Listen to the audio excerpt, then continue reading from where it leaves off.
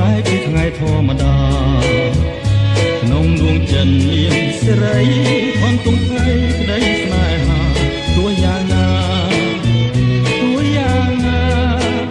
គ្មានស្នេហ៍ស្រណងហើយចុះគ្នានេះយើងបែកគ្នារៀងឃ្លាតប្រលឹងមិនដឹងមើលវិញថ្ងៃណាឆ្ងាយភាំងត្រាថ្លាដូចពេញឆ្ងាយជានិញឆ្ងាយចិនដាឆ្ងាយកាយស្រីឆ្ងាយហាត់ហាឆ្ងាយវិចាស្នេហាខ្ញុំគួរយ៉ាងណារៀមស្នេហ៍តែក៏និថាគួរយ៉ាងណារៀមស្នេហ៍តែក៏និថាគួរយ៉ាងណារៀមស្នេហ៍តែក៏និថាគួរយ៉ាងណារៀមខំកាត់ចិនអិនធ្ងោស្រ័យស្វាយខ្លោចផ្សាចំណងស្ងាត់ចាំងមុនគ្រូធ្លាអរ៉ាដល់ខ្លួនថ្មឲ្យឆ្ងាយស្រីដើម្បីមកស្បើយចិនដាទោះយ៉ាងណារៀមរស័ព្ទទៅសំដៅពីក្មៃឬមួយឋានណាអាចជួយឲ្យភ្លេង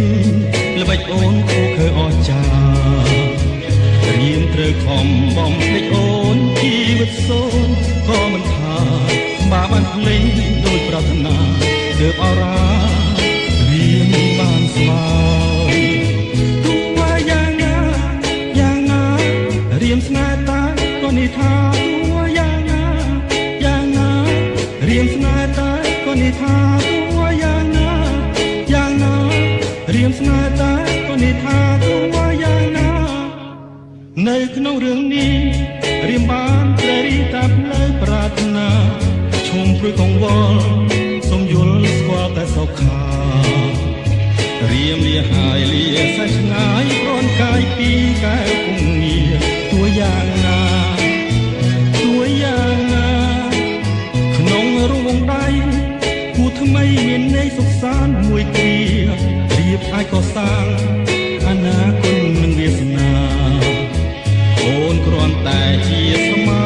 នៃអតីតអនុស្សាវរីយ៍នៃឈឺចាំតាមនរណាទាំងនេត្រាជាសាក្សីទោះយ៉ាងណារៀមស្នេហ៍តែក៏និថាទោះយ៉ាងណា